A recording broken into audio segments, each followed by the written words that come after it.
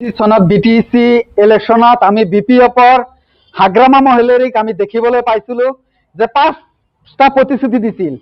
আসলে আমি 2026 চনত বিধানসভা নিৰ্বাচনত দেখিবলৈ পাইছোঁ যে হাগ্ৰামা মহিলাৰীয়ে আচলতে বিপিএফৰ লগত মিত্ৰতা কৰি আকৌ বিপিএফে বিজেপি চৰকাৰ আনাৰ কাৰণে উঠি পৰি লাগিছে। আচলতে আমি পৰ্বতজোৰা এভিএমচিয়ে ধিক্কাৰ আৰু গৰিহণা দিছোঁ।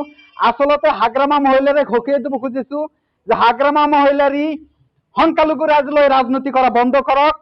আচলতে হাগ্ৰামা মহিলাৰী আমি দেখিবলৈ পাইছিলোঁ যে বিটিচি নিৰ্বাচনত মাটিৰ পাট্টা সংখ্যালঘু নিৰাপত্তা দিয়া নামত যি মানে প্ৰতিশ্ৰুতি দিছিল, আচলতে এটা প্ৰতিশ্ৰুতি পালন কৰিব পৰা নাই।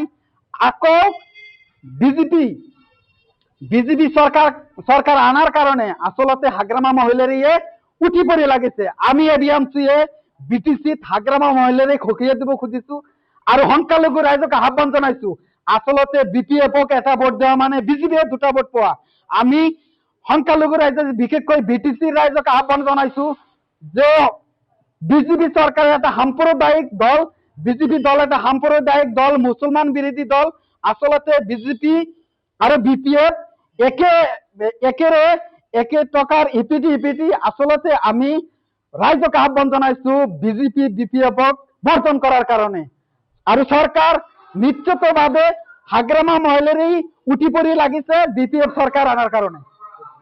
আচলতে হাগ্ৰামা মহিলাৰী এটা প্ৰবঞ্চক ঠগবাজ ক'ব লাগিব যে 2025 চনত যেতিয়া বিটিচি ইলেকশ্যন আহিছিল তেতিয়া সংখ্যালঘু ৰাইজক ইমান সংখ্যালঘু প্ৰীতি দেখাইছিল, এতিয়া কিন্তু বিজেপি প্ৰীতি দেখাই আছে। আচলতে সংখ্যালঘু ৰাইজক আহ্বান জনাইছোঁ সজাগ হওক। সংখ্যালঘু ৰাইজ লৈ কিন্তু হাগ্ৰামা মহিলাৰী হেতালি খেলি আছে আৰু যি মানে প্ৰবনৰ যি ৰাজনীতি হাগ্ৰামা মহিলাই কৰি আছে, ইয়াৰ কিন্তু আমি এবিএমচিয়ে প্ৰতিৰোধ কৰাৰ কাৰণে উঠি পৰি লাগিম আৰু প্ৰতি উত্তৰ দিম। হাগ্ৰামা মহিলাৰী সাজু হৈ থাকক। হাগ্ৰামা মহিলাৰী চৰিত্ৰৰ কোনো ঠিক নাই।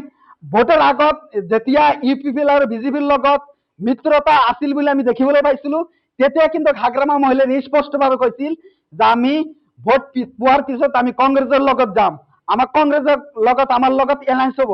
আচলতে হাগ্ৰামা মহিলাৰী যেতিয়া মেজৰিটি ভাৱে চৰকাৰ কৰিব পাৰিলে, তেতিয়া কিন্তু মেজৰিটি পোৱাৰ পিছতো হাগ্ৰামা মহিলাৰীয়ে বিজেপিৰ লগত গ'ল। আচলতে হাগ্ৰামা মহিলাৰী এটা ঠগবাজ, এটা প্ৰবঞ্চক। আচলতে আমি সংখ্যালঘু বিশেষকৈ সংখ্যালঘু খাটি খোৱা সংখ্যালঘু ৰাইজক আহ্বান জনাইছোঁ হাগ্ৰামা মহিলাৰীৰ পৰা বিৰত থাকক, অন্যথায় কিন্তু সংখ্যালঘু ৰাইজ 2017 চনত লাভিকলক হত্যা কৰা হৈছিল হাগ্ৰামা মহিলাৰীৰ নেতৃত্বত আৰু বিটিচি অসমত চৰকাৰ আছিল সৰ্বানন্দ সোণোৱালৰ বিজেপিৰ। এতিয়ালৈকে কিন্তু হাগ্ৰামা মহিলাৰী লাভিকলৰ হত্যাকাৰীক কৰায়ত্ব কৰিব পৰা নাই। আকৌ বিটিচি বা অসমত হাগ্ৰামা মহিলাৰীয়ে বিজেপি চৰকাৰ আনাৰ কাৰণে মানে উঠি পৰি লাগিছে। আমি ৰাইজক আহ্বান জনাইছোঁ যে হাগ্ৰামা মহিলাৰীৰ নেতৃত্বত 2014 চনত গোষ্ঠীগত সংঘৰ্ষ হৈছিল, 2012 চনত গোষ্ঠীগত সংঘৰ্ষ হৈছিল, 2017 চনত দিন দুপৰতে লাভিকলক হত্যা কৰা হৈছিল। আচলতে ইয়াৰ মূল মানুহ হ'ল হাগ্ৰামা মহিলাৰী। নিজে চৰকাৰ থকাৰ পিছতো সংখ্যালঘু মানুহখিনিক নিৰাপত্তা দিব পৰা নাই। আমি ৰাইজক আহ্বান জনাইছোঁ হাগ্ৰামা মহিলাৰীৰ পৰা বিৰত থাকক, অন্যথায় কিন্তু আগন্তুক দিন আৰু ভয়াৱহ হ'ব। আমি সাধাৰণ ৰাইজক আহ্বান জনাইছোঁ বিজেপি আৰু বিপিএফ আৰু ভাই বিপিএফক এটা ভোট দিয়া মানে বিপিএফে 2টা ভোট।